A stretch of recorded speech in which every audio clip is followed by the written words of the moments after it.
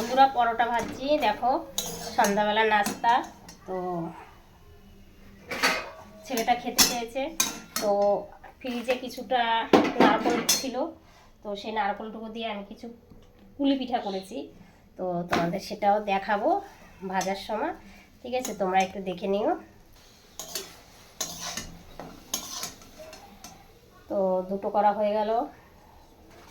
তো আমি এখন পুলি পিঠেগুলো ভাজবো, দেখো কি সুন্দর কিউট কিউট। তো তার জন্য আমি আগে একটু তেল দিয়ে নিই কড়াইতে,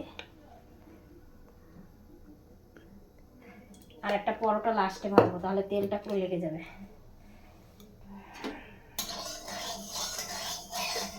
তো এর মধ্যে কিছুটা ফ্রিজে নারকলের পুর ছিল, সেই পাটিসাপটা করেছিলাম তার।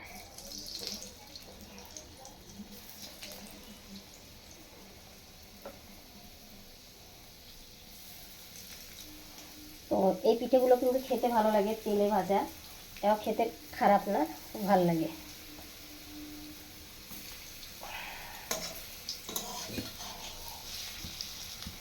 গ্যাসটা একটু কমিয়ে ভাজবো, নাহলে পোড়া লেগে যাবে। আর আমার ছেলেটা পুরো পেটুক, বুঝতে পারছো? মানে ও সন্ধ্যা হলে খুব খিদে পায়, এত খিদে পায়, আহারে মানে কি বলবো আর, প্রচুর খিদে পায়, মানে একটা মানুষ কোনা খেয়ে নেবে এরকম অবস্থা, বুঝতে পারছো? মানে এতটা জ্বালায়। খাওয়ার সময় তো নবডঙ্কা।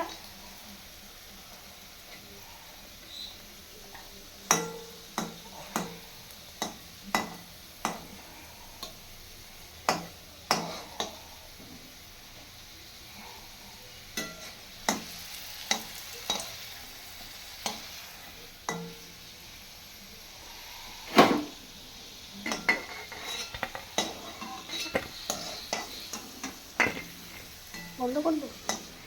না না, বন্ধ করতে হবে না, দেখাই বন্ধুদের, দেখুক ভালো করে। নেই না, এই কটাই বানিয়েছি, মানে অল্প একটু ছিল, যার জন্য এই কটাই বানিয়েছি। তো আমার ছেলেটা চুকচুকানি করছে, মানে খাবে বলে, বুঝতে পারছো? গরম, তাই জিভটা পুড়িয়ে নেবে এখন খেতে গিয়ে।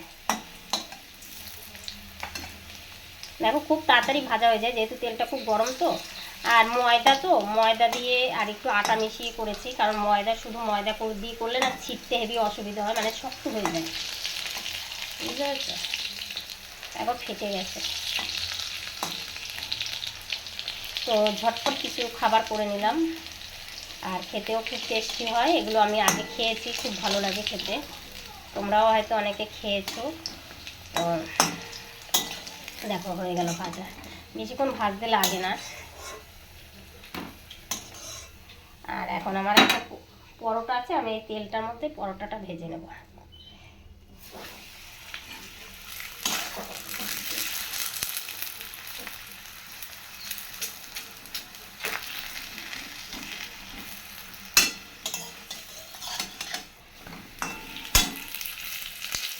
তো দেখো কেমন হয়েছে সন্ধ্যেবেলার জলখাবার।